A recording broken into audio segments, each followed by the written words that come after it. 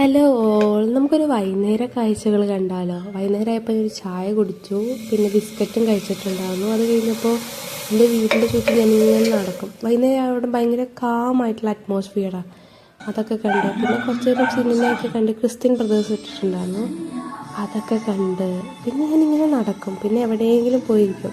ഉമ്മത്തെ ഒരു പൊട്ടിയ ചെയർ കിടക്കുന്നുണ്ട്, അത് കണ്ടാൽ എനിക്ക് അതിലിരുന്ന് കുസ്തി കാണിക്കുന്നത് ഭയങ്കര ഇഷ്ടമാണ്.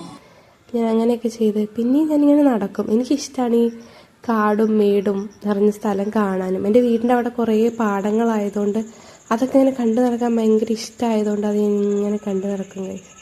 അതാണ് എൻ്റെ ഏറ്റവും വലിയ ഹോബി. പിന്നെ ഇങ്ങനെ എന്തെങ്കിലും ആലോചിച്ച് കിളി പോയ പോലെ ഇരിക്കും. അതൊരു പ്രത്യേക അനുഭവമാണ്. പിന്നെ എൻ്റെ മെയിൻ ഹോബി എന്ന് വെച്ചാൽ എൻ്റെ അച്ഛൻ്റെ ഷർട്ട് എടുത്തിടാണ്. ചൂടുള്ള സമയത്തൊക്കെ ഞാൻ എൻ്റെ വീട്ടിലിടുന്നത് വല്ല അച്ഛൻ്റെ ഷർട്ടൊക്കെ ആയിരിക്കും. അതിനൊരു സുഖമാണ് ഗൈസ്. അത്രയൊക്കെ ഉള്ളൂ ഗൈസ് ഇന്നത്തെ വീഡിയോ. ബൈ.